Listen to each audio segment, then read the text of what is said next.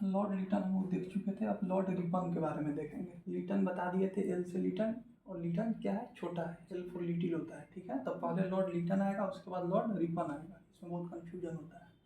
तो लॉर्ड लिटन क्या लाया था, वर्नाकुलर प्रेस एक्ट लाया था, ठीक है। उसको फ्लोरेंस नाइटिंगेल की भी संख्या दी गई थी, कल बताया था कि नहीं, फ्लोरेंस नाइटिंगेल, उसको फ्लोरेंस नाइटिंगेल की संज्ञा दी गई थी, कविता लिखता होता था। तो कब लाया था वर्नाकुलर प्रेस एक्ट, 1878 में। इसमें खासकर सोम प्रकाश जो समाचार पत्र था, जो ईश्वर चंद्र विद्यासागर का था, उसके लिए लाया गया था, ठीक है। और वैसे समाचार पत्र जो हिंदी भाषा में थे उसके लिए लाया गया था। हिंदी भाषा में यहाँ की जो देश की, हमारे भारत देश की जो भी जनसंख्या है, सब हिंदी जानते थे, और हिंदी में जो भी समाचार पत्र छपता था तो उससे वो लोग पढ़ते थे। तो सोम प्रकाश क्या था, राष्ट्रवादी समाचार पत्र था, ठीक है। लेकिन एक पाइनियर नाम का समाचार पत्र था, वो वर्नाकुलर प्रेस एक्ट को समर्थन दे दिया।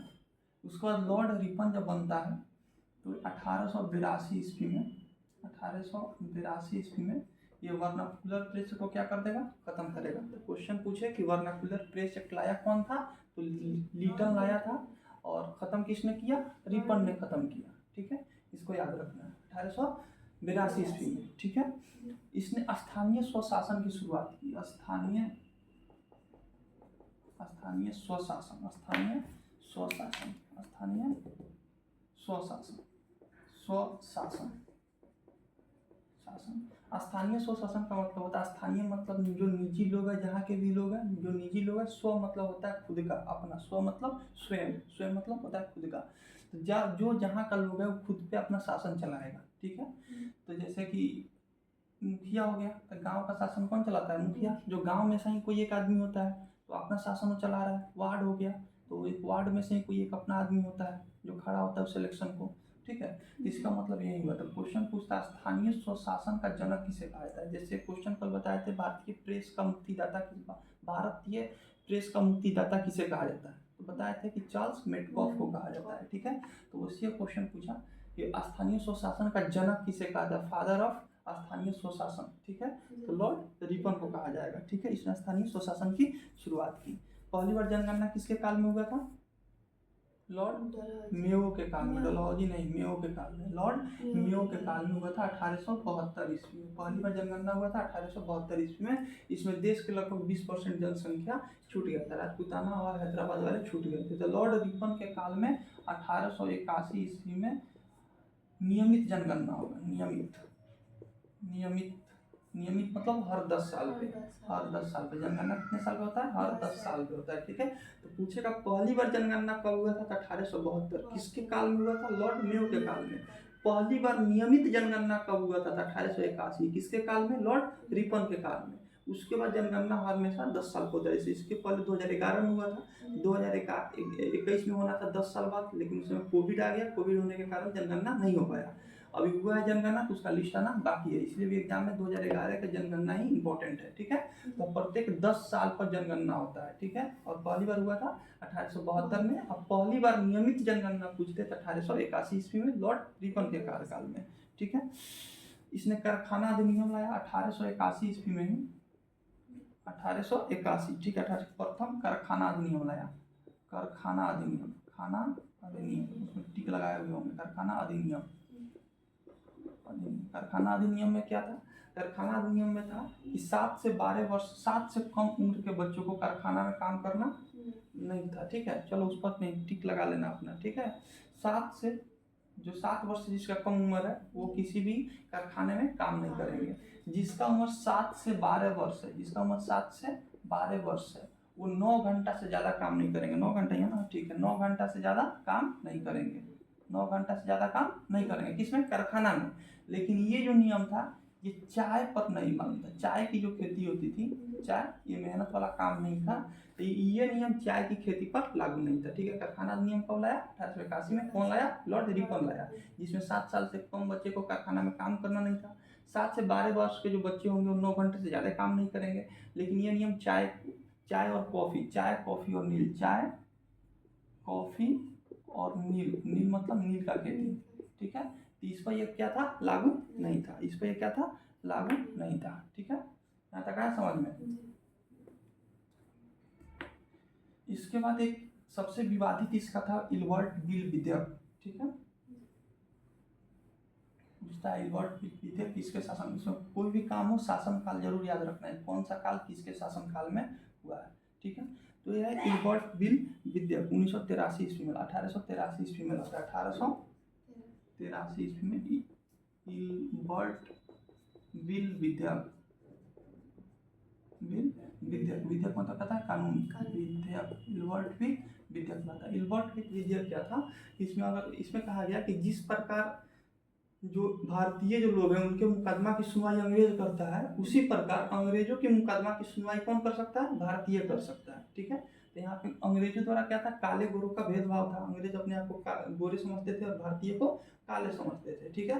तो अंग्रेजों ने इसमें क्या हुआ कि इस पर विरोध करना स्टार्ट कर दिया, और उसी विरोध को विद्रोह कर दिया अंग्रेजों ने, इसको श्वेत विद्रोह कहते हैं। क्या कहते हैं, श्वेत विद्रोह, श्वेत विद्रोह, श्वेत विद्रोह, श्वेत विद्रोह कहते हैं, श्वेत विद्रोह कहते हैं। श्वेत विद्रोह का मतलब क्या है, गोरे लोगों, श्वेत मतलब क्या था, गोरा, गोरे लोगों का यानी अंग्रेजों का यह विद्रोह था, इसलिए क्या किया गया, श्वेत विद्रोह। तो पूछता है इल्बर्ट बिल विधेयक कौन पारित किया था, लॉर्ड रिपन पारित किया था। 1883 ईस्वी, डेट इंपॉर्टेंट नहीं है लेकिन ऐसी डेट लिख लेना कॉपी में, ठीक है। 1883 ईस्वी में इल्बर्ट बिल विधेयक लाया था, जिसमें क्या था कि अंग्रेजों का कोई मुकदमा होगा तो उसमें भारतीय लोग भारतीय जज और वकील उसकी सुनवाई कर सकते हैं। इस पे अंग्रेजों ने विद्रोह किया, उसी विद्रोह का नाम दिया गया श्वेत विद्रोह। उसी विद्रोह का नाम क्या दिया, श्वेत विद्रोह। इसको फ्लोरेंस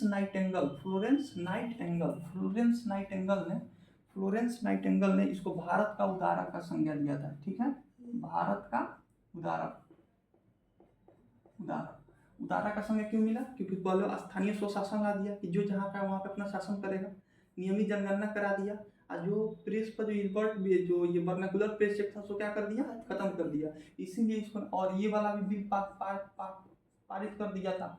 तो इसके लिए इसको फ्लोरेंस नाइटेंगल पूछता है किसने इसको भारत को उदारक का संज्ञा दिया था, ठीक है। तो फ्लोरेंस नाइटेंगल हो जाएगा। या क्वेश्चन पूछ सकता है कि भारत का उदारक किसे कहा जाता है, तो फ्लोरेंस लॉर्ड रिपन को कहा जाता है। स्थानीय स्वशासन का जनक किसे कहा जाता है, तो लॉर्ड रिपन को कहा जाता है, ठीक है।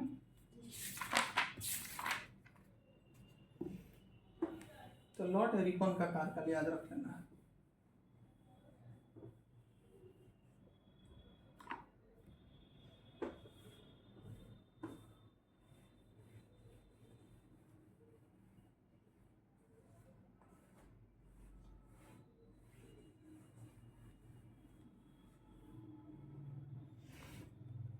इसका बाद आएगा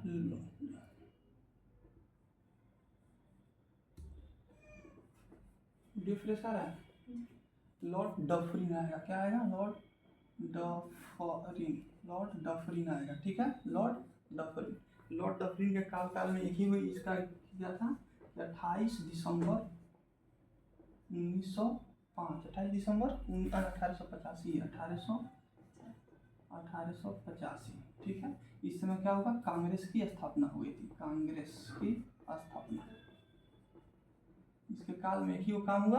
28 दिसंबर 1885 ईस्वी को, इस डेट को याद है, 28 दिसंबर ही है ना, 28 दिसंबर 1885 ईस्वी को, ये डेट के साथ पूछता है। ये तो पूछेगा कांग्रेस की स्थापना किसके काल में हुई थी, तो डफर था। ये यहाँ से याद रखना है कि क्या था, ये डफर था। ये ध्यान नहीं दिया और कांग्रेस की स्थापना हो गई, यहाँ से याद रखना है। पूछता है, हमेशा क्वेश्चन पूछता है कि कांग्रेस की स्थापना किसके कार्यकाल में हुई थी, लॉर्ड डफर याद रखना है कि डफर था, और इसी के काल में क्या हुआ था, कांग्रेस की स्थापना हुई थी। कब हुई थी, 28 दिसंबर 1885 ईस्वी को। किसके द्वारा की गई थी, ईयू ह्यूम द्वारा। ये एक अंग्रेज अधिकारी था। ईयू ह्यूम क्या था, अंग्रेज अधिकारी थे। इसके इस कांग्रेस का स्थापना के पीछे अलग अलग राजनीतिक कारण बताया जाता है, 3-4 कारण है। इसको सेफ्टी वॉल्व भी कहा जाता है, ठीक है। उसका कारण क्या था कि जैसे 1857 का युद्ध हुआ, 1857 ईस्वी का युद्ध हुआ। 1857 ईस्वी के युद्ध में अंग्रेजों ने इस पर चिंतन किया कि आखिर ये युद्ध हुआ क्यों है। तो इसमें पता चला कि जो मेन कारण है कि हम लोग भारतीय की बात को सुनते नहीं है, ठीक है। तो इन लोगों ने सोचा कि एक ऐसा संस्था बनाया जाए कि जिसमें क्या हो कि भारतीय उसमें शामिल हो, और उसमें एक कोई मुखिया हो, और वो जितना भी भारत के लोगों का जितना भी समस्या है वो आके अंग्रेजों से बात करे। सब कोई मुंह उठा के नहीं आ जाए बात करने, जो कांग्रेस की स्थापना कर दिया जाए। और कांग्रेस का मतलब क्या होता है, लोगों का समूह। इसका मतलब क्या होता है, लोगों का समूह, लोगों, इसको याद रखना, लोगों का समूह। इसको इसका मतलब क्या होता है, लोगों का समूह होता है, ठीक है। तो इसने सोचा कि एक ऐसी संस्था की स्थापना, अंग्रेजों ने सोचा कि एक ऐसी संस्था की स्थापना किया जाए कि जिसमें उसमें भारतीय लोग शामिल हो, और क्या हो कि अगर कोई भी भारत की समस्या होती हो तो इसी मतलब ये जो गुट की जिसकी स्थापना की जाएगी उसी में से कोई एक आदमी आके अंग्रेज से बात करेगा, अपनी समस्या बताएगा। तो इसके लिए इन्होंने कांग्रेस की स्थापना की। किसने की थी? एओ हुम ने। ये एक असैनिक अधिकारी था, पूछ लेता है एओ हुम क्या था? असैनिक अधिकारी, यानी रिटायर्ड था। इसको लिख लेना, असैनिक अधिकारी था, सैनिक अधिकारी था, अधिकारी था, क्या था? असैनिक अधिकारी था, ठीक है, इसको लिख लेना है। पूछता है कि वो क्या था, या तो रिटायर लिखेगा, नहीं तो असैनिक अधिकारी लिखता है, ठीक है। तो 1885 ईस्वी में कांग्रेस की स्थापना होती है, और किसी कारण से 1857 ईस्वी के विद्रोह के कारण इसकी स्थापना होती है, ठीक है। ये बस डॉक्ट्रिन के कार्यकाल में यही एक चीज होता है, और चीज हुआ तो इम्पोर्टेंट नहीं है।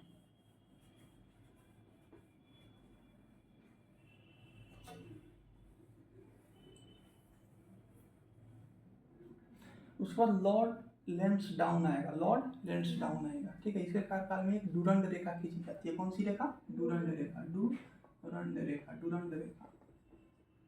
एक होता है रेड क्लिफ रेखा,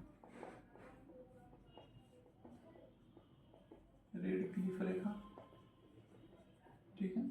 एक हो गया डुरंड रेखा, एक हो गया रेड क्लिफ रेखा, एक होता है मैकमोहन रेखा, मैकमोहन रेखा, मैकमोहन रेखा, ये बुक में नहीं मिलेगा। मैकमोहन रेखा, तो डुरंड रेखा खींची गई। डुरंड रेखा किसके बीच खींची जाती है? भारत और अफगानिस्तान, भारत और अफगानिस्तान, और भारत और अफगानिस्तान। रेड क्लिफ रेखा भारत और पाकिस्तान,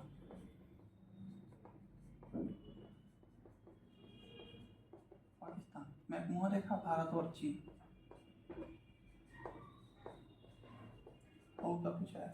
डुरंड रेखा किसके बीच? भारत और अफगानिस्तान के बीच है, लेकिन अब ये रेखा नहीं है, अब पाकिस्तान और अफगानिस्तान के बीच होगी, क्योंकि उस समय जब ये खींचा गया था उस समय पाकिस्तान का जन्म नहीं हुआ था, सब क्या था? भारत में था। तो डुरंड रेखा का पूछे क्वेश्चन तो भारत और अफगानिस्तान ही मारना है, ठीक है। एक छोटी सी 106 किलोमीटर की लाइन है, कितनी है? 106 किलोमीटर की लाइन है, तो 6 किलोमीटर की लाइन है, ठीक है। तो डुरंड रेखा किसके बीच खींचा गया? भारत और अफगानिस्तान, 106 किलोमीटर, ठीक है, 106 किलोमीटर। रेड क्लिफ रेखा भारत और पाकिस्तान। रेड क्लिफ खून कैसा होता है? लाल होता है। तो भारत और पाकिस्तान के बीच हमेशा क्या होते रहता है? जंग होते रहता है, खून की नदियां बहती है। तो रेड क्लिफ खून कैसा होता है? लाल होता है। और सबसे ज्यादा झगड़ा में किसके साथ होता है? पाकिस्तान के साथ, इसको याद रखना है। मैकमोहन रेखा, ये दो याद हो जाएगा तो मैकमोहन रेखा अपने आप जो बच गया, कौन? चीन बच गया। तो भारत अफगानिस्तान। अच्छा, एक क्वेश्चन पूछता है कि भारत की सीमा सबसे ज्यादा किसके साथ लगती है? तो बांग्लादेश के साथ लगती है, बांग्लादेश के साथ, ठीक है, बांग्लादेश के साथ, ठीक है।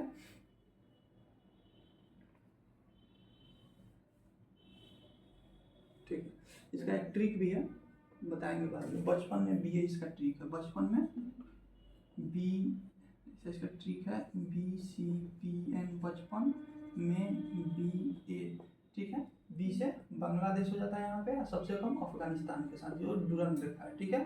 सबसे ज्यादा बचपन, बी से बांग्लादेश, बांग्लादेश, सी से हो जाएगा चाइना, चाइना, पी से हो जाएगा, कौन हो जाएगा? पी से पाकिस्तान, एन से हो जाएगा नेपाल, एम से हो जाएगा म्यांमार, म्यांमार को सुंदर बौद्ध देशों मंदिरों का देश का। बी से हो जाएगा भूटान, ठीक है। तो BCPN बचपन में बी है, इसका एक ट्रिक है, ठीक है, बचपन में बी है। सबसे ज्यादा सीमा किसके साथ लगता है? बांग्लादेश के साथ। सबसे कम किसके साथ आएगा? अफगानिस्तान के साथ।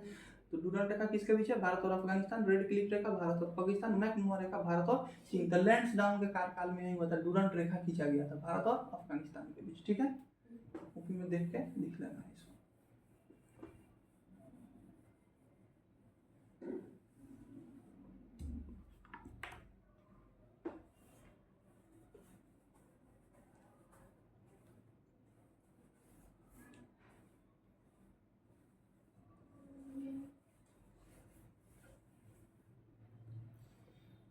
वीडियो फ्रेश आ रहा है? ठीक, उसके बाद Lord Curzon, Lord Curzon. Curzon को क्या समझना है? गर्जन समझना है। जैसे बादल गरजता है ना, गरजता है तो बिजली कड़कती तो दो पार्ट में दिखाई देता है, बिजली बीच में कड़की तो लगेगा कि दो पार्ट में इधर और इधर दिखाई दे रहा है, ठीक है। तो इसको कर्जन को गर्जन के नाम से समझना है, ठीक है। इसके काल में क्या क्या हुआ था लॉर्ड कर्जन के काल में देखेंगे, ठीक है। तो इसने तो पुरातत्व विभाग की स्थापना किया था, पुरातत्व विभाग। पुरातत्व विभाग क्या होता है?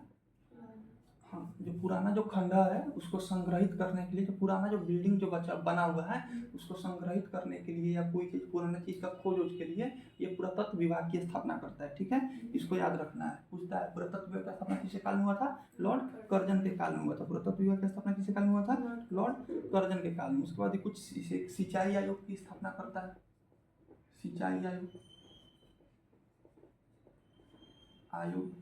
आयोग। दूसरा ही करता है कौन सा? रेलवे आयोग। रेलवे का जनक किसे कहा जाता है? कब रेलवे स्टार्ट हुआ था? 1830। कितना किलोमीटर चला था? 34 किलोमीटर। पुलिस आयोग इम्पोर्टेंट नहीं है लेकिन पूछ देता है कभी कभी, ठीक है।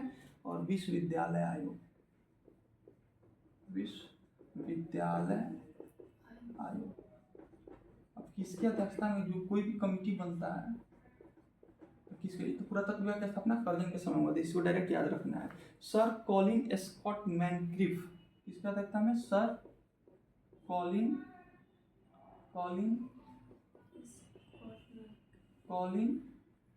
स्कॉट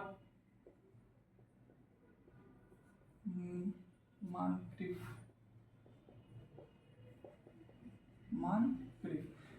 चाहिए। रेलवे आयोग की बात किया जाए तो रेलवे आयोग थॉमस रॉबर्टसन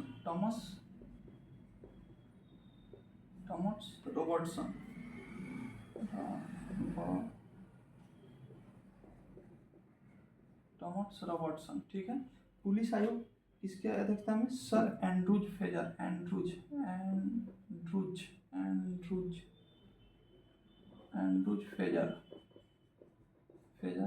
और रेलवे टॉमस रैले,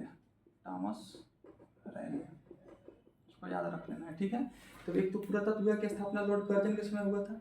सिंचाई आयोग सर कॉलिन स्कॉट मैनक्रिफ। रेलवे आयोग सर टॉमस रॉबर्टसन के।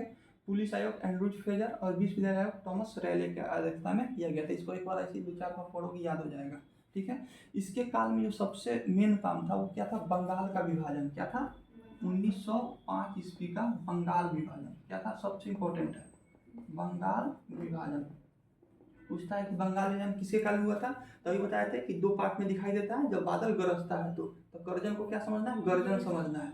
तो बंगाल विभाजन किसके काल में हुआ था? दो पार्ट में लॉर्ड कर्जन। एक पूर्वी बंगाल हुआ था, पूर्वी बंगाल, और एक हुआ था पश्चिमी बंगाल। वीडियो फ्रेश आ रहा है? पश्चिम बंगाल। पूर्वी बंगाल किसको दे दिया गया? पाकिस्तान को दे दिया गया बाद में, अभी नहीं। 1905 ईस्वी में बंगाल को दो भाग में बांटता है, एक पूर्वी बंगाल एक पश्चिमी बंगाल, ठीक है। एक पूर्वी बंगाल और एक पश्चिमी बंगाल, ठीक है। इसको याद रखना है। ये घोषणा कब करता है? घोषणा करता है 19 जुलाई को। कब करता है? 19 जुलाई 1905 ईस्वी को घोषणा करता है कि बंगाल को हम लोग किसमें? दो पार्ट में बांट देंगे। अभी घोषणा कर रहा है, कोई भी चीज़ घोषणा करने से वो बट नहीं जाता है, ठीक है। और 16 अक्टूबर 1905 ईस्वी को ये बंगाल का क्या कर देगा? विभाजन कर देगा, ठीक है। ये दोनों डेट याद रखना। 19 जुलाई 1905 को बंगाल का ये घोषणा करता है विभाजन का, और 16 अक्टूबर 1905 को क्या करेगा? विभाजन कर देगा, ठीक है। तो 1905 ईस्वी का 1905 ईस्वी में बंगाल, वीडियो चल रहा है ना, रिकॉर्ड हो रहा है ना। तो बंगाली विभाजन किसके काल में हुआ था? लॉर्ड कर्जन के काल में, ठीक है। इसको याद रखना है, ये डेट दोनों याद रखना है। सबसे लॉर्ड कर्जन का सबसे मेन काम यही था, बंगाल विभाजन के लिए ही लॉर्ड कर्जन को याद किया जाएगा। एक तो पुरातत्व विभाग की स्थापना करेगा, बाकी इतना आयोग का स्थापना करेगा। 1905 में बंगाल को विभाजन करेगा, एक पूर्वी बंगाल एक पश्चिमी बंगाल। अभी हम लोग के पास क्या है? पश्चिमी बंगाल है। और ये बाद में 1947 का जब देश विभाजन होता है तो ये चल जाएगा किसमें? पाकिस्तान में चल जाएगा। और फिर बाद में यही पूर्वी बंगाल बांग्लादेश बनेगा। यही पूर्वी बंगाल क्या बनेगा? 1971 ईस्वी में युद्ध होगा पाकिस्तान से बांग्लादेश में। भारत इंदिरा गांधी की सरकार रहती है, इंदिरा गांधी बांग्लादेश की सहायता करती है, और यही पूर्वी बंगाल क्या बनेगा? बांग्लादेश बनेगा, जिसकी राजधानी कहाँ है? ढाका। बांग्लादेश की राजधानी क्या है? ढाका। वहाँ की मुद्रा क्या है? टका। वहाँ की मुद्रा क्या है? टका। भारत की मुद्रा क्या है? रुपया, ठीक है। 19 जुलाई को ये क्या करता है? तो घोषणा करेगा 16 अक्टूबर को बंगाल का विभाजन हो जाएगा। ठीक है, ये हो गया लॉर्ड कर्जन के बारे में। कौन सा काम किसके कार्यकाल में हुआ था वो याद रहना जरूरी है।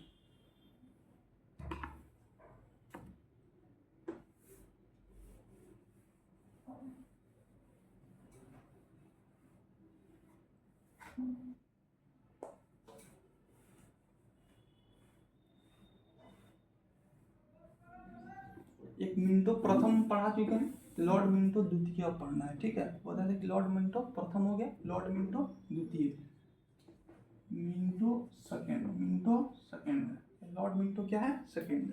इसी समय में कौन सा था, मोरले मिंटो रिफॉर्म आएगा। इसका कार्यकाल कब से कब है, 1905 से 1910 ईस्वी, 1905 से 1910 ईस्वी। ठीक है, तो जब अंग्रेज के जब 1857 की जब क्रांति हुई तो उसमें 1857 की क्रांति के बाद भारत का गवर्नर जनरल को पद से हटा के लॉर्ड कैनिंग को भारत का प्रथम वायसराय बनाया गया, और जो क्वीन एलिजाबेथ के हाथों में चला गया, महारानी के हाथों में सत्ता चला गया।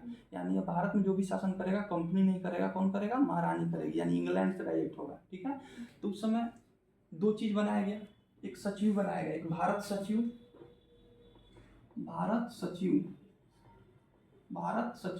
जो ये ब्रिटेन में रहता था। भारत सचिव कहाँ रहता था, ब्रिटेन में, और एक भारत का वायसराय, तो ये ब्रिटेन में रहता था और ये भारत का वायसराय भारत में रहेगा। भारत सचिव है लेकिन कहाँ रहेगा, ब्रिटेन, यानी महारानी के पास ही रहेगा। जो महारानी और ये दोनों मिल के शासन कोई भी कानून आता था, दोनों का सहमति क्या है, जरूरी है, दोनों का सहमति क्या है, जरूरी है। तो 1905 में देखते हैं, 1905 में तो बंगाल विभाजन हुआ था, किसके काल में हुआ था, लॉर्ड कर्जन के काल में। 1906 ईस्वी में क्या हुआ था, आगा खां, याद नहीं है, इसलिए बोला था कि रिवीजन करते रहना। आगा खां और सलीमुल्लाह खां, आगा खां और सलीमुल्लाह खां, आगा खां और सलीमुल्लाह खां किसका करते हैं, ये करते हैं मुस्लिम लीग का, मुस्लिम लीग का स्थापना करेंगे। कौन करेंगे, आगा खां और सलीमुल्लाह का। कहाँ करेंगे, ढाका में करेंगे। कहाँ करेंगे, ढाका में करेंगे। ढाका कहाँ है, बांग्लादेश की राजधानी है। ठीक है, तो 1906 ईस्वी में कौन किया था, कब हुआ था, मुस्लिम, पहले पूछता है किसके कार्यकाल में मुस्लिम लीग की स्थापना हुई थी, तो लॉर्ड मिंटो के कार्यकाल में, मिंटो द्वितीय। ठीक है, कब हुआ था, 1906। मुस्लिम की स्थापना कब हुआ था, 1906 में। किसने की थी, आगा खां और सलीमुल्लाह का। कहाँ किया गया था, ढाका में किया गया था। आज ढाका कहाँ है, बांग्लादेश की राजधानी है। तो तुमको पहले से बोले हुए हैं कि कोई भी चीज़ जब पढ़ा रहे हैं तुमको बोले कि रिवीजन करते रहना है तभी याद रहेगा, तो नहीं समझ आता है तुमको। सब पढ़ाई हुआ चीज़ फिर से दोबारा तुम पढ़ रही है, तुमको अभी तक याद नहीं हुआ। ठीक है, तो कांग्रेस की स्थापना 1885 ईस्वी में हो गई थी। 1885 ईस्वी में कांग्रेस की स्थापना हो गई थी। 1907 का जो कांग्रेस का अधिवेशन था, 1907 में कहाँ था, सूरत में था। कहाँ था, सूरत अधिवेशन था 1907। ये बहुत VVI है। तो 1907 ईस्वी का कांग्रेस का अधिवेशन कहाँ था, सूरत में था। कहाँ था, सूरत में था। इसमें कांग्रेस दो पार्ट में विभाजित होता है, एक क्या होता है, नरम दल, देखा जाएगा गरम दल, नरम दल हो जाएगा गरम दल। ठीक है, तो नरम दल में कौन थे, जितने भी बूढ़े लोग थे सब नरम दल में थे। जितने भी बूढ़े लोग थे, जैसे गांधी जी हो गए और सब जो भी लोग हो गए, जैसे पंडित जवाहरलाल नेहरू हो गए, मोतीलाल नेहरू, उनके पिताजी हो गए, ये सब किस में थे, नरम दल वाला में थे। गरम दल में जितना योग था वो था। जैसे गरम दल का एग्जाम्पल हो जाएगा लाल बाल पाल, वीडियो फ्रेश आ रहा है ना। लाल से लाला लाजपत राय, बाल से बाल गंगाधर तिलक, पाल से विपिन चंद्र पाल। तो पूछता है गरम दल के नेता कौन कौन थे, लाल बाल पाल। लाल से लाला लाजपत राय, कॉपी में लिख लेना है, बाल से बाल गंगाधर तिलक, पाल से विपिन चंद्र पाल। ठीक है, नरम 1907 ईस्वी में सूरत में क्या हुआ, कांग्रेस का विभाजन हो गया।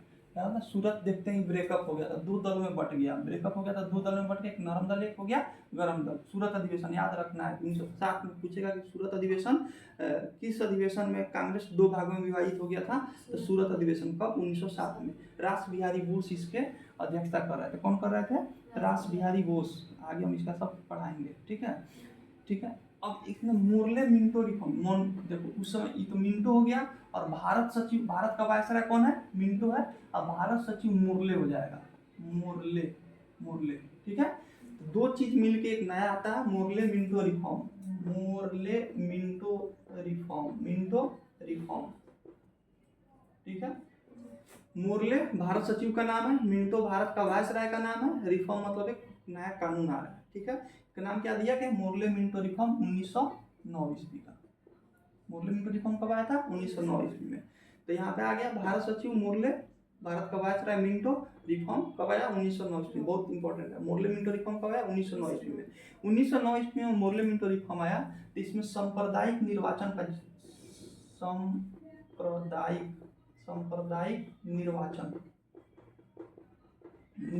मोर्ले मिंटो रिफॉर्म में क्या आया, सांप्रदायिक निर्वाचन आया। सांप्रदायिक निर्वाचन क्या होता है, जैसे मुस्लिमों के लिए अलग सीट दिया गया, इसमें क्या दिया गया, मुस्लिम के लिए अलग से सीट और अलग से सीट। अब कोई भी इलेक्शन होगा तो उसमें जैसे कोई मान लीजिए कि मोतिहारी में कोई विधानसभा का इलेक्शन हो रहा है, लोकसभा का, तो एक मुस्लिम भी खड़ा होगा, एक हिंदू भी खड़ा होगा। यहाँ से दो मंत्री होंगे, एक मुस्लिम का होगा, एक हिंदू का होगा। तो यही है सांप्रदायिक निर्वाचन, यानी मुस्लिमों के लिए अलग से सीट, ठीक है। तो ये सांप्रदायिक निर्वाचन याद रख लेना है, ठीक है, कि इसमें होता क्या है, ठीक है। तो डॉक्टर राजेंद्र प्रसाद, अब क्वेश्चन पूछता है कि डॉक्टर राजेंद्र प्रसाद किसको पाकिस्तान का जन्मदाता कहते हैं। इसी मोर्ले मिंटो रिफॉर्म, यहीं से अब यहाँ से क्या हुआ कि सांप्रदायिक निर्वाचन का जन्म ये हो गया, ठीक है। क्वेश्चन अगर पूछे सांप्रदायिक निर्वाचन का जनक किसे कहा जाता है, लॉर्ड मिंटो द्वितीय।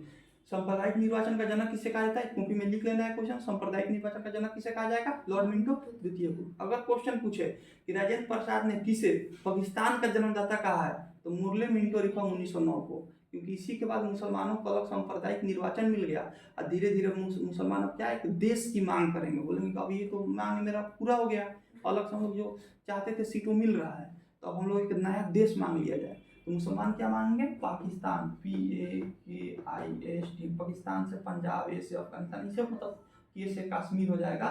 तो ऐसे उन लोग एक पाकिस्तान नाम दिए थे, क्या दिए थे, पाकिस्तान, इसका फुल फॉर्म होता है, ठीक है। तो क्वेश्चन पूछे कि सांप्रदायिक निर्वाचन का जनक किसे कहा जाता है, तो हाँ, और राजेंद्र प्रसाद ने किसे पाकिस्तान का जन्मदाता कहा है, मोर्ले मिंटो रिफॉर्म कब आया था, सूरत अधिवेशन कब हुआ, और मुस्लिम लीग की स्थापना कब हुई, हाँ,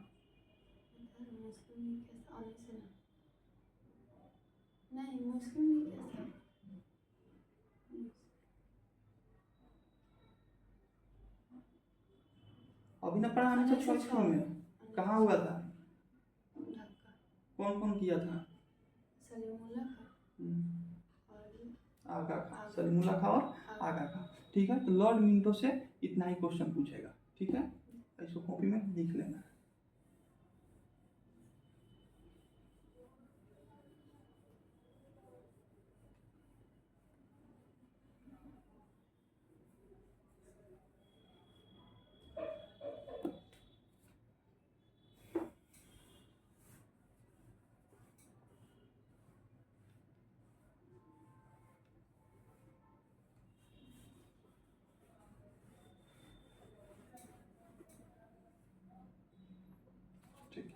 अब आएगा लॉर्ड हार्डिंग द्वितीय। लॉर्ड हार्डिंग प्रथम पढ़ चुके हम लोग, लॉर्ड हार्डिंग द्वितीय, Lord Hardinge second, Lord Hardinge second आएगा, लॉर्ड हार्डिंग सेकेंड आएगा। इसका कार्यकाल 1910 से 1916 ईस्वी का कार्यकाल कितना रहेगा, 1910 से 1916 ईस्वी, ठीक है।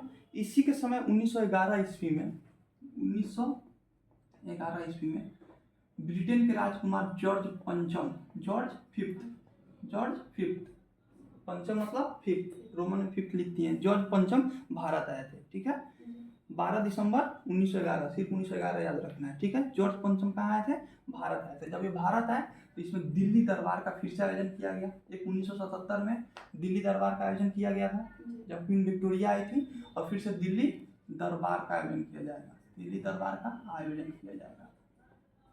और ये जो बंगाल विभाजन जो हो गया था, उससे बहुत लोग क्या थे, खफा थे, भारत के लोग क्या थे, खफा थे। बंगाल विभाजन हो गया तो उससे भारत के लोग क्या थे, खफा थे। तो इसका पहला काम क्या रहेगा, दिल्ली दरबार में जो जॉर्ज पंचम आएगा, ये करेगा कि बंगाल विभाजन को रद्द कर देगा, बंगाल विभाजन को क्या कर देगा, रद्द कर देगा। बोलेगा नहीं, बंगाल विभाजन नहीं, बंगाल फिर से एक हो गया, ठीक है। लेकिन पहले सब क्या हुआ था कि मुस्लिम के लिए, वीडियो हिल गया क्या, हाँ, मुस्लिम के लिए अलग कर दिया गया था। बंगाल का विभाजन किस तरह किया गया था? धर्म के नाम पर किया गया था। मुस्लिमों के लिए पूर्वी बंगाल दे दिया गया था, हिंदुओं के लिए पश्चिमी बंगाल, जो आज भारत का हिस्सा है पश्चिम बंगाल, ठीक है। तो इसने क्या किया पूछेगा, दिल्ली दरबार का आयोजन 1911 में कौन आया था? जॉर्ज पंचम आया था। उस समय वायसराय कौन था? लॉर्ड हार्डिंग था। दिल्ली दरबार का आयोजन किया गया और दिल्ली दरबार के आयोजन में जॉर्ज पंचम का होता है कि बंगाल विभाजन को क्या करेंगे हम? रद्द कर देंगे। बंगाल विभाजन को क्या करेंगे? रद्द कर देंगे। और इसी में घोषणा करता है 1911 को कि अब बंगाल जो है, पहले राजधानी कहाँ था? बंगाल। बंगाल भारत की राजधानी नहीं रहेगी, दिल्ली भारत की राजधानी बनेगी, ठीक है। तो अब पूछे कि पहले भारत की राजधानी कौन सी थी? बंगाल थी। पहले भारत की राजधानी क्या थी? बंगाल थी, ठीक है। तो इसमें कहता है कि बंगाल भारत की राजधानी नहीं रहेगी, कौन सा भारत की राजधानी रहेगा? दिल्ली। और 1912 ईस्वी में 1912 ईस्वी में दिल्ली को भारत का राजधानी बना दिया गया। 1912 ईस्वी में क्या किया गया? दिल्ली को भारत का राजधानी बना दिया गया, ठीक है।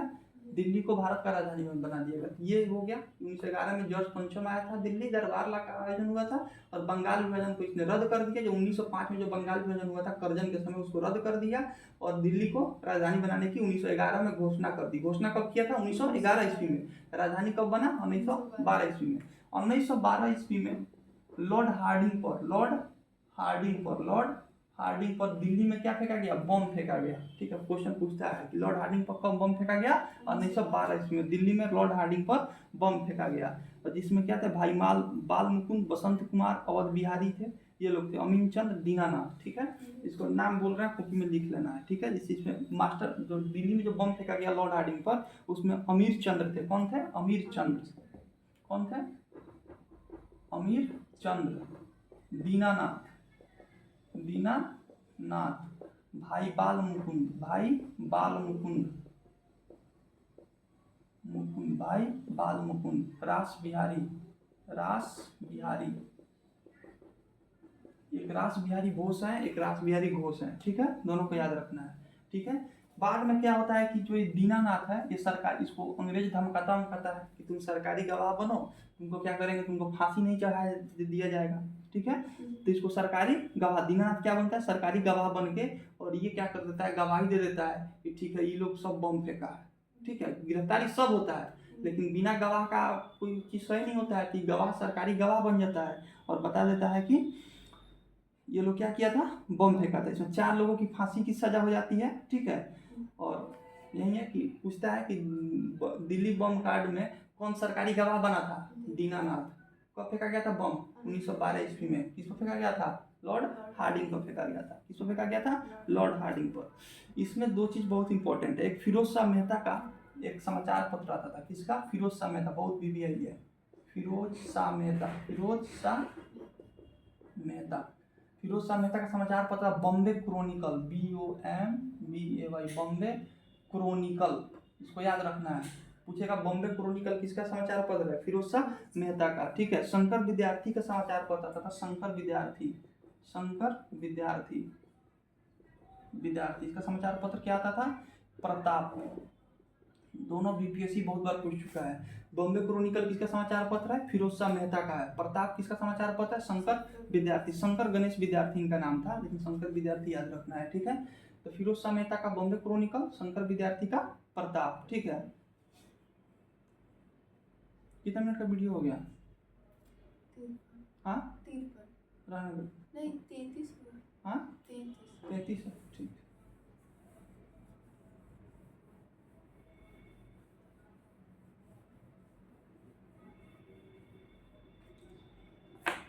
लॉर्ड हार्डिंग से उतना ही क्वेश्चन पूछेगा, उसको पूछना होगा।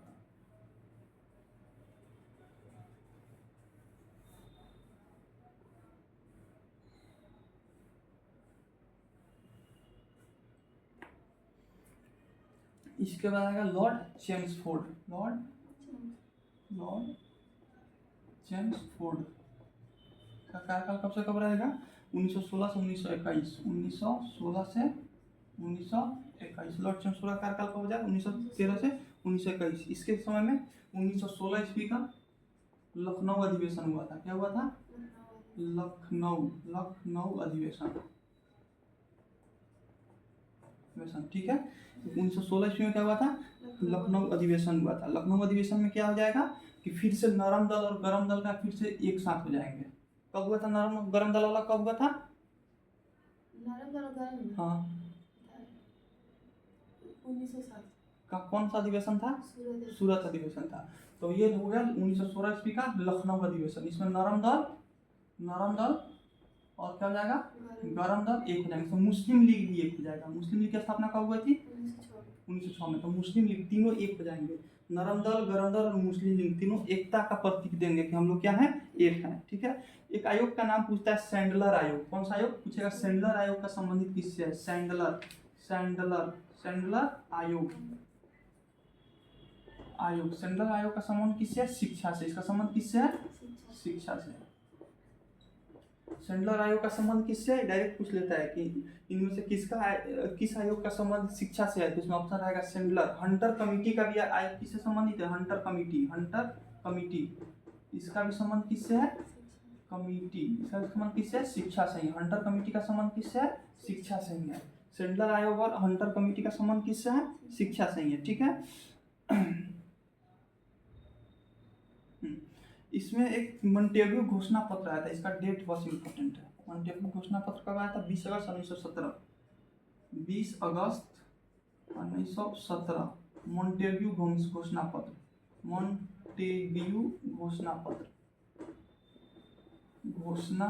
इसको बस याद रखना, 1917 याद रखना है, मॉन्टेग्यू घोषणा पत्र। तो इससे हो गया कि इसके काल में 1916 से 1921 लॉर्ड चेम्सफोर्ड का काल था। 1916 में लखनऊ अधिवेशन होता है। इसमें नरम दल, गरम दल और मुस्लिम लीग तीनों एक साथ हो जाते हैं। सैंडलर आयोग का संबंध शिक्षा से है। हंटर कमेटी का संबंध भी शिक्षा से है। 1917 ईस्वी में मॉन्टेग्यू घोषणा पत्र। 1917 में क्या आएगा? मॉन्टेग्यू घोषणा पत्र आएगा। ठीक है। और इसी के समय में 1919 में रॉलेट एक्ट आएगा। VVI क्वेश्चन है, पूछता है रॉलेट एक्ट किसके काल में आया था? Rowlatt act. इसको क्या बोलता है? अंधा कानून। इसको क्या बोला जाएगा? अंधा कानून पूछ देता है। अंधा कानून किसको बोला जाता है? Rowlatt act. कब आया था? 1919 में। वीडियो फ्रेश आ रहा है? हाँ 1919 में आया था रॉलेट एक्ट। इसको क्या? अंधा कानून। इसमें क्या था? ना वकील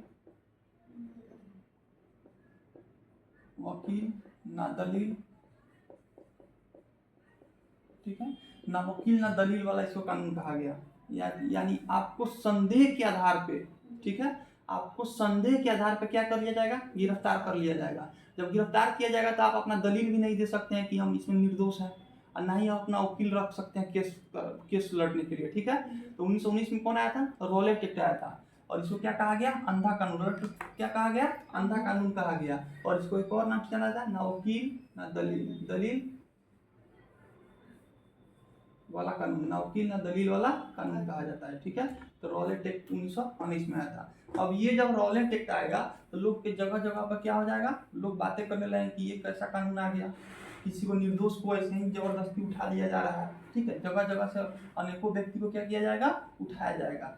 और जबरदस्ती ना वकील रख सकता है, ना वो अपना दलील दे सकता है। ठीक है। तो इस पे लोग क्या हुआ? ठीक है। तो इस पे लोग क्या होता है? इसी में जलिया वाला एक जगह होता है। कौन सा?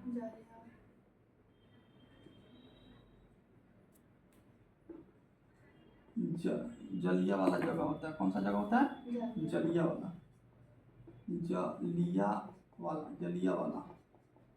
जलिया वाला जगह कहाँ होता है? पंजाब में होता है। कहाँ होता है? पंजाब। जलिया वाला जगह कहाँ होता है? ये पंजाब में। पंजाब का अमृतसर, पंजाब की राजधानी कहाँ? अमृतसर हो गई। ठीक है। तो जलिया वाला जगह कहाँ है? पंजाब में। तो यहाँ पे बैसाखी, पंजाब में कौन सा पर्व मनाया जाता है? बैसाखी। बैसाखी कब मनाया जाता है? जैसे हम लोग यहाँ जैसे नया जब फसल कटेगा, सभी किस तरह का हम लोग का यहाँ धान का फसल कट रहा है, तो जैसी फसल कटेगा तो लोग एक बैसाखी अपना मनाते हैं। ठीक है। तो ये बैसाखी का था। वहाँ पे मेला लगा हुआ था। जलिया वाला एक फील्ड है, वहाँ पे क्या लगा हुआ था? मेला लगा हुआ था। तो सैफुद्दीन किचलू, आगे इसको डिटेल में बताएंगे। ठीक है। आगे पूरा डिटेल में पढ़ना है। सैफुद्दीन किचलू, ठीक है, और एक दो आदमी और थे। ये लोग मीटिंग कर रहे थे किस पर? ये रॉलेट एक्ट पे। ये गलत कानून है। लोग यहाँ पे इस रॉलेट एक्ट से लोग भयभीत हो गए थे। लोग चाह रहे थे कि कानून हट जाए। तो लोग यहाँ जलिया वाला पे क्या कर रहे थे? मीटिंग कर रहे थे। इसी में उधम सिंह नाम का एक सरदार बच्चा था उस समय। ये जो जलिया वाला जगह है स्टेशन के क्या है? बगल में है। अमृतसर जो स्टेशन है उसके बगल में ही है। तो ये लोग कहीं जा रहे थे, लेकिन ये लोग सोचा कि क्या किया जाए, मेला देख लिया जाए, ठीक है, जलियांवाला का मेला देख लिया जाए बैसाखी का। तो ये लोग मेला देखने के लिए कहाँ आ गए, ट्रेन लोग की लेट थी, मेला देखने के ये लोग जलियांवाला फील्ड में चले गए, ठीक है। तब तक क्या होता है कि ये लोग अपना मीटिंग कर रहे थे, डॉक्टर सैफुद्दीन और किचलू, दो नाम है, सैफुद्दीन और किचलू, सैफुद्दीन और किचलू, किचलू डॉक्टर है, दोनों क्या है, डॉक्टर है, डॉक्टर सैफुद्दीन और किचलू, ठीक है, डॉक्टर सैफुद्दीन और किचलू, ठीक है। ये दोनों क्या कर रहे थे, यहाँ पे मीटिंग कर रहे थे, और सारा लोग भी मीटिंग में था। उसी समय एक हंसराज नाम का आदमी, क्या नाम था उसका, हंसराज, भारतीय था, यही गद्दार था। हंसराज नाम का आदमी जनरल ओ डायर, एक दो डायर थे, एक माइकल ओ डायर थे और एक जनरल ओ डायर थे। एक कौन थे, Michael O'Dwyer, Michael O'Dwyer और एक general O'Dwyer, general O'Dwyer. तो Michael O'Dwyer high post पे था और गोली चलाने वाला कौन था, जनरल ओ डायर, ठीक है। तो आगे बताएंगे सबको, ठीक है। तो हंसराज जाके मुखबिरी कर देता है कि सब लोग फिर से 1857 जैसी क्रांति करने के लिए लोग इकट्ठा हुए हैं। फिर जनरल ओ डायर आता है और उसमें गेट था, गेट बंद करवाया था, एक गेट को 3 गेट बंद करवाया था और एक गेट को खुला रखता है, बोलता है कि इतना मिनट का समय है, आप लोग निकल जाओ जल्दी से। और इसमें क्या होता है, भगदड़ हो जाता है, भगदड़ में बहुत लोग नीचे दब के मर जाते हैं। उसके बाद ये गेट पर बंदूक लेकर खड़ा हो जाता है, जैसे लोग बाहर निकलते हैं उसको ये मारते जाता है। लगभग हजारों लोगों की मौत हुई थी। उसी में ऊधम सिंह की माँ बाप का मौत हो गया था, ठीक है। उसी समय ऊधम सिंह कसम खाते हैं कि हम इसका बदला लेंगे। और माइकल ओ डायर का वहीं जलियांवाला बाग के बाद माइकल ओ डायर का ट्रांसफर हो जाता है और चले जाते हैं कहाँ, इंग्लैंड। 1940 ईस्वी में, 1940 ईस्वी में ऊधम सिंह जब बड़े हो जाते हैं, 1940 ईस्वी में ऊधम सिंह इसको मारने के लिए भी ब्रिटेन चल जाते हैं। इसको मारने के लिए कहाँ जाएंगे, ब्रिटेन जाएंगे, ब्रिटेन जाएंगे और एक बुक लेते हैं। बुक में पिस्टन रखने से बुक हो गया, तो बुक में पिस्टन के आकार का ये काट देते हैं बीच से बुक और उसी में पिस्टन रख के ही जाते हैं। जैसे ही माइकल ओ डायर को स्टेज पे बुलाया जाता है जलियांवाला बाग के लिए सम्मानित करने के लिए, वैसे ही ऊधम सिंह इसको गोली मार के हत्या कर देंगे। तो पूछता है ऊधम सिंह कब गोली मार के हत्या किए थे, 1940 ईस्वी में, ठीक है। जलियांवाला बाग हत्याकांड कब हुआ था, 13 अप्रैल, इसको डेट के साथ याद रखना, 13 अप्रैल 1919। जलियांवाला बाग कब हुआ था, 13 अप्रैल 1919।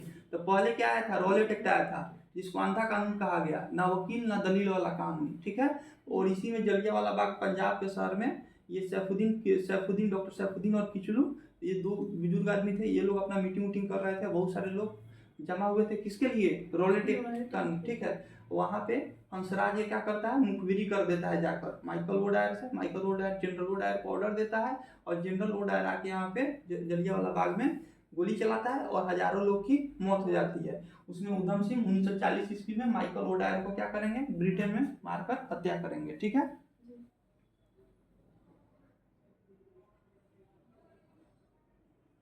और इसी के समय 1919 ईस्वी, 1920 ईस्वी, ठीक है।